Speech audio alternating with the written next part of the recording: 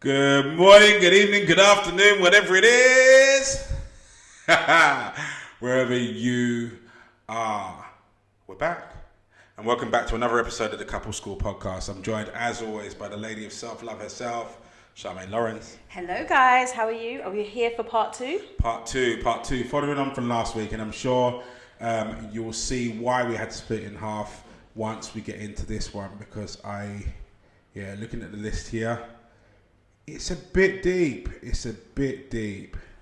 So, I'm going to start off with a tail off from the last one. So, the question here is, should your present still be calling their ex when they get upset or experience problems? Absolutely not. For what reason? They're the fourth emergency service. They are the person. Absolutely not. That your ex should have no input in your new relationship at all. In your relationship. We're talking about when they have problems. No. When the ex has I'm issues. having a bad day at work and I should just call up my ex. Oh, I've had such a bad day. I'm sorry. Where is my man? Well, so you don't have one? No. You've got a best friend. You've got a best friend. You've got colleagues that understand what you're going through. I don't know. Look, okay, let me just be real, right? When me and my ex split, I was his bestie. I do quote marks because I was his bestie for my own personal reasons. Right. Because obviously when I needed him to have the kids on extra days, he would have the kids on extra days. Sorry if you're watching. The truth is out now. The cat's out the bag. He would, because we had that, I could just be like, could you do this? Could you do that? And that was cool. And I was dating, so I needed extra babysitters on extra days. So I would have that conversation with him. He was very open about his new dating life, and I'd be like, oh my gosh, this happened and that happened. And I'd be like, really? You should do this and you should do that. And it was sincere in my advice. Mm-hmm. But really, I had a purpose, and that purpose was because I needed. It was a transactional relationship. Wow. Okay. But I don't think. But for me, I didn't share my. I just thought that was not. I just don't get it. Me personally. I've not had it the way round, as in me calling up an ex when I've got issues. Because that's just not my way. But I have had it where the exes have called me, especially after long sustained relationships, like my marriage, say for argument's sake.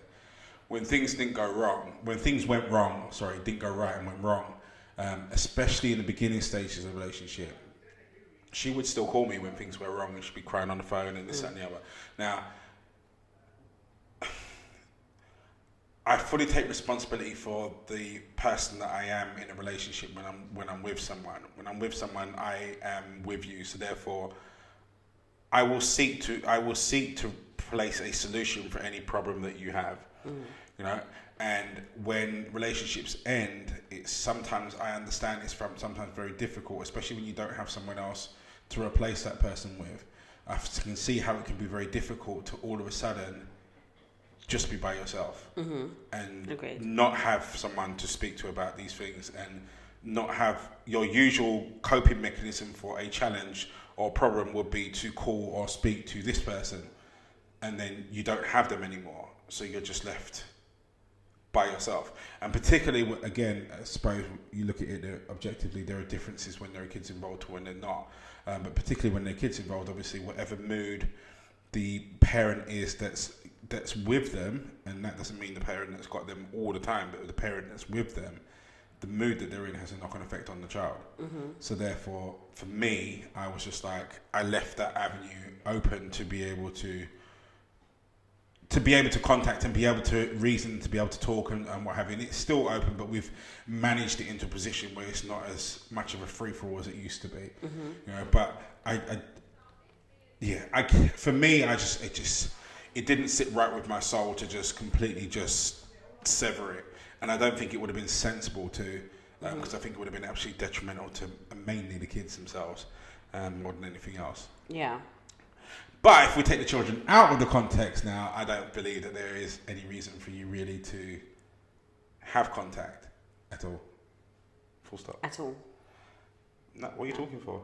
No, I'm just asking. I know, I'm saying, like if you don't have any children with someone, then the reason why continue talking, is reminiscing. You know, you're because you miss the person.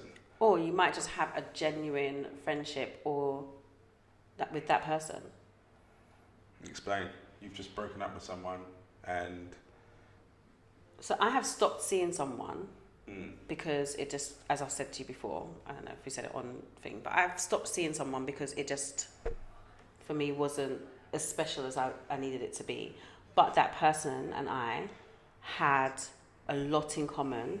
We, not even just a lot in common, just like understood each other. Like, I would always go to that person for advice. I would ask their opinion. Literally, they would be very honest and open about, yeah, that's good, that's not good, maybe try this, maybe try that, because we just was on the same level in that way. And I had no issues talking to this person. It was like literally the person that I would go to. Like, even when I was blogging, they'd read the blog, they'd be like, yeah, okay, I get that, but I want to know more about this, so you should probably include more about, like, literally for me, it was like having a bit of a mentor, but not necessarily a mentor, like just...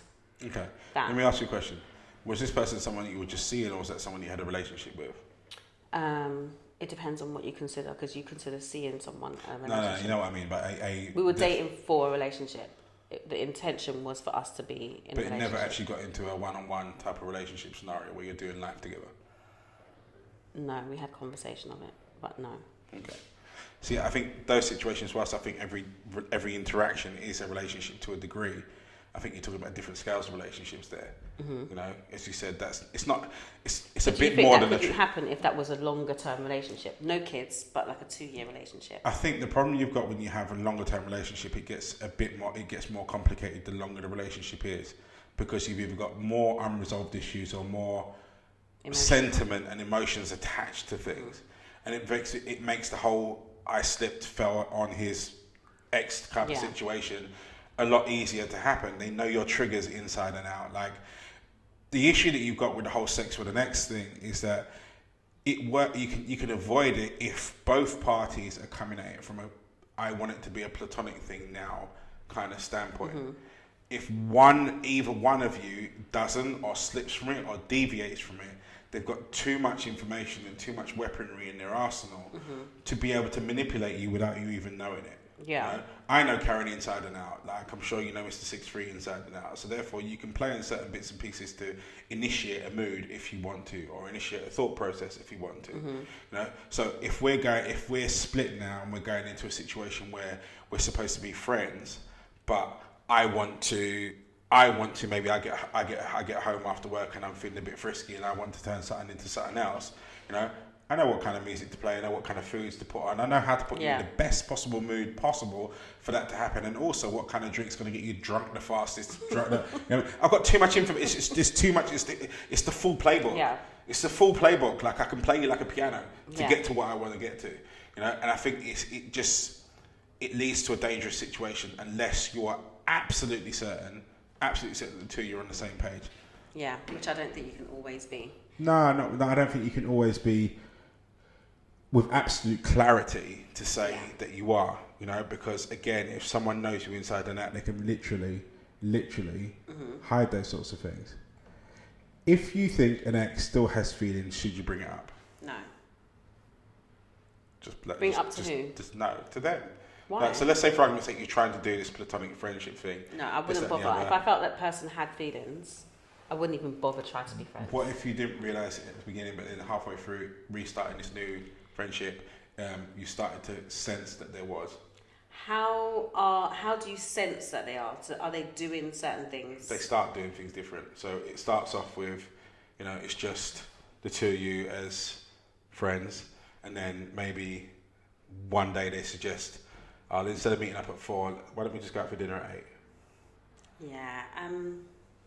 What was the question again? Should you bring it up? If you think they've got feelings, should you bring it up? I think it depends on the person. Me personally, I think that I would advise, and I would bring it up because I'm comfortable to do that. Like, I'm comfortable to just be like, look, you know what, because I would just question, why are we going to dinner then? Like, I'm not your girl. That's how I would be. I would be like, I'm not your girl. Why am I going to dinner with you? Like, what? Because we're friends. I know, but I would be like, what are you trying here? I just want to take you Nando's, innit? Like, for what? chicken.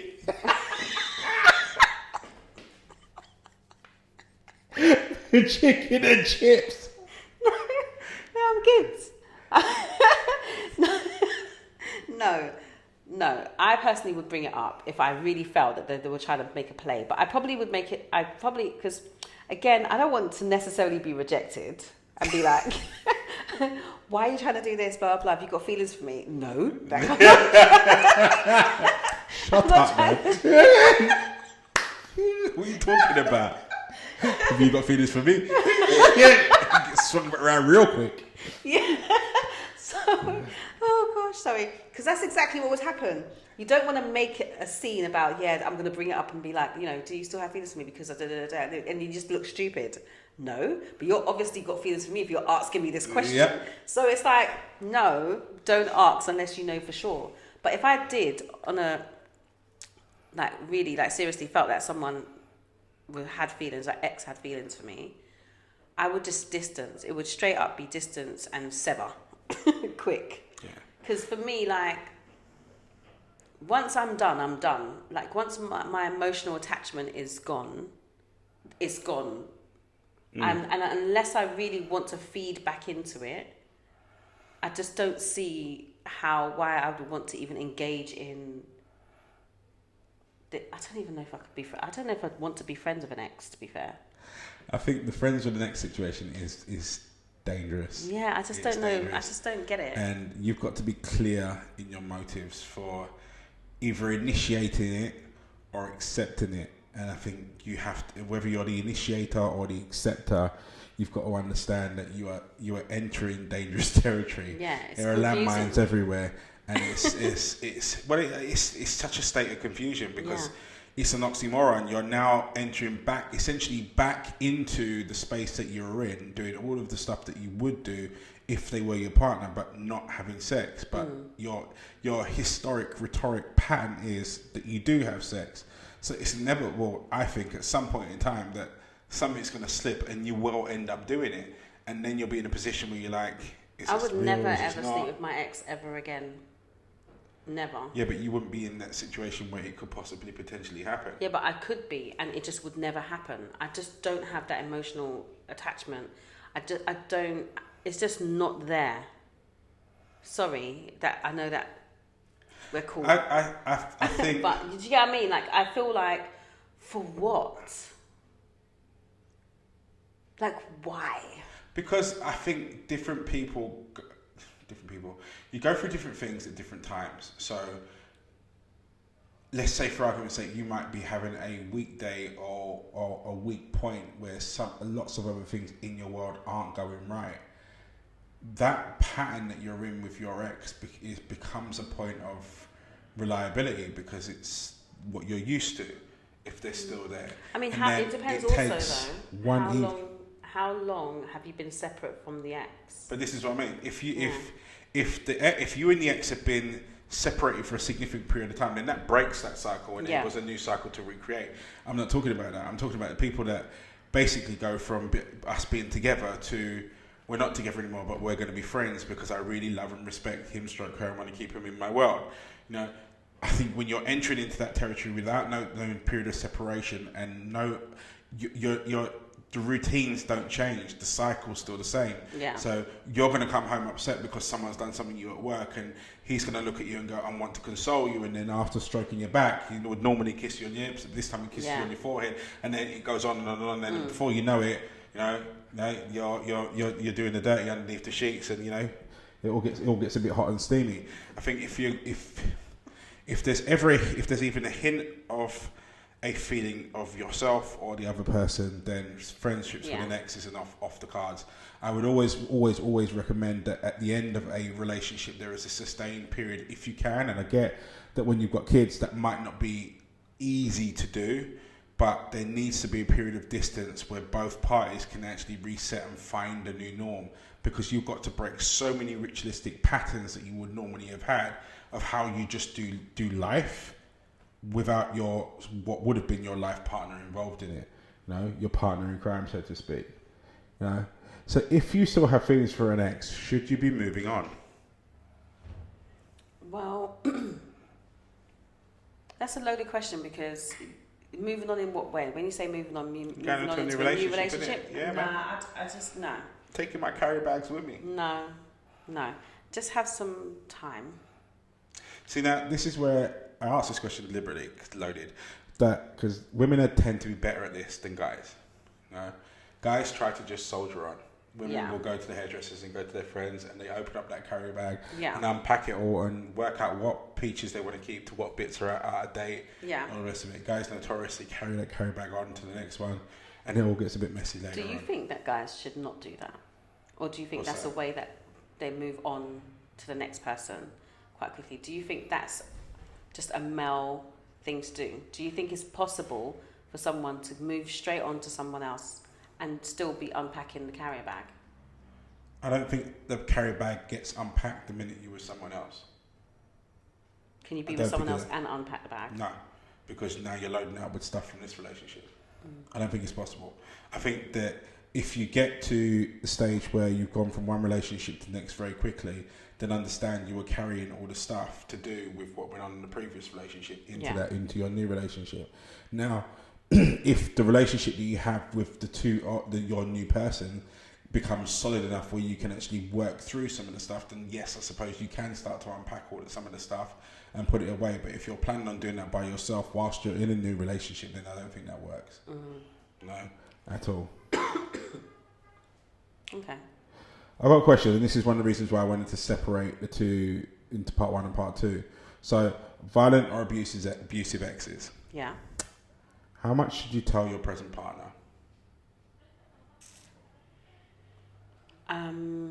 I think it's very important to share that with your present partner when you're comfortable to, but it has to be you might not want to give full details until you're fully comfortable, but I think it's important because I think part of being in a relationship is about you really knowing each other and learning about each other and what things are difficult for you and what things are not difficult for you, what are triggers, what are not triggers, stuff like that basically. I think it's important for somebody to know that. I don't think it's something that you can not share, regardless of whether you think you're healed or not, because sometimes we think we're healed and then something pops out the blue and then it's a trigger and it's something that we haven't yet shared. So I think it's important to always share when something has been a trauma. You don't necessarily have to go into detail about that trauma until you're ready to, but you should definitely share. I agree with the when you're ready part, but I do think that and we're talking about serious traumas here, I think you have to go into detail at some point. Yeah. And I think you have to, as a person that's been the affected by the situation, you need to understand that you may, as you were alluding to just a second ago, you may not be aware how deep this crack has gone, because you might not have reached that level with someone else where that part of the crack is actually visible. And if you want this relationship that you're in now to stand a chance of moving forward into the future, then I think you have to. And I think you have to. I think you have to make the decision within yourself that you are going to tell them, but accept within yourself that you're going to do it when you're ready. And I think you also need to articulate that to your partner. Yeah. Is to say to him, look, like, I need you to respect me here. There's something here that I need to tell you, but I'm not ready to tell you the whole picture yet. This is what I'm willing to share. The rest will come as and when I am ready, but right now this is as far as I can go. Yeah. You know, and be brave. And I get how hard that is. I really do. Before people come running at me on after school telling me about I'm insincere and all the rest of it. I do get how hard that is, but I think if your relationship is going to stand a chance moving forward, then it needs honesty. No, it needs honesty, and this is part of your past. And I've coached many people where, you know, there've been situations of rape, or there've been situations where people have been really violent towards them or their children and significant family members. you know, and it's a real massive ball of trauma for them. And as we're sort of unpicking it, I've had to be honest with them and say to them that at some point in time you have to invite, in order for this not to be scary anymore, you've got to invite the person that you're scared of losing in, because they're not silly and they know that something's there and they know that something's bothering you. And when someone wants to genuinely help you, but you constantly say to them no, it's a form of rejection in itself. Yeah. And now you're breeding and starting a new problem that adds to the fear. You know, the vast majority of people that I've spoken to, they're worried about their new half, new beau, new girl, looking at them differently because of what's happened to them. Yeah. But anyone and I assure you, any case that I've dealt with that's not been the case, when it's actually come out, the level of relief that's gone through the person from being able to actually articulate their person and their person going, I've got you. I'm here. I'm not going nowhere.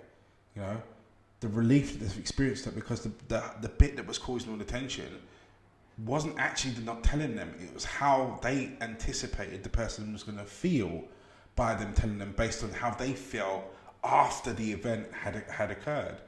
You know, but if you're talking about someone that wants to genuinely be in a relationship with you and genuinely growing and do life with you, they need to know the ugly bits as well. Yeah. Right? I agree. They need to know the ugly bits as well. I mean, and also it doesn't have to be too soon. I'm an advocate of not just meeting someone and being on like the fifth date and be like, by the way, Yeah. boom, boom, boom, boom, boom. And then you can't even then disclose the rest. That you do have to, when you decide that you're in, this is the person that you're going to spend your life with, or that you want to try and spend the rest of your life with. This is the person that you are going to need to disclose that, because otherwise it's not an authentic relationship. No. And let's not forget the title here, and Charmaine touched on it. You're talking about life partners, a partner for life. You know, and that term isn't actually in relation to the length of time of the relationship. It's in relation to the type of relationship it is. This is your partner that you are doing life with, you know, and life isn't all sunshine and roses. Life is messy, and there are nasty, awkward, weird people in the world that do nasty, awkward, weird things to people that are completely innocent. And that's the bit that I suppose you need to grasp hold of, is that this thing happened to you. You didn't spark it, you didn't provoke it, you didn't invite it. It happened, whatever it is. And if the person that you're looking to do life with is that true person for you, then they're not going to run because of something that happened to you. Yeah. I'll rephrase that. They're not going to run away because of something that's happened to you. They're more likely to run to you because they want to be there for you. They want to support you. You know, and also the information as to how they support you has to come from you. You know, when you enter a world where somebody's got a massive form of trauma, as you mentioned before, there are loads of triggers. You know, everything becomes a minefield. Anything and everything could remind you of that time, a smell, a sight, a sound, you know, as minuscule. Sometimes it's even not even sounds that you remember attached to the event. Like I had one where we were speaking to a lady and it was a dog barking, you know, and it wasn't a dog barking, just a dog barking in general. It was a particular pitch of dog. Yeah. You know, the baseline on the dog. So when she heard little dogs yapping, it didn't do anything, but she heard a big Alsatian barking, it would set her off. You know, when those things then happen in your present day relationship, understand your other half now is gonna, if they don't understand where it's come from, they're gonna want to understand where it's come from, which means they're gonna start asking a whole barrage of questions to try to get to it. But every time you say no, they're gonna take that as a personal rejection, or you pushing them away. You know, so you've got to get in front of it, I think, really, and just explain it as best you can at the time to the level that you're comfortable to explain it to. And it's a very roundabout way of saying do it when you're ready, but yeah. But also it opens you up as well. It makes you vulnerable, and vulnerability for me is the way you connect deeply with someone. And I know, like, I find that sometimes men, when you say the word vulnerability, they're like, oh, you know, I can't do that kind of thing. But vulnerability is not just about just opening up about any and anything. Something like that, open yourself up to be able to say this is what it is a release for you. And it's also a way for you to basically connect on a deeper level with your partner, and therefore they will be able to support you in a way that you need them to. And if not, maybe you might not need the support. Maybe you just want them to know. But it's definitely something that you should do regardless. You should always basically open up about that.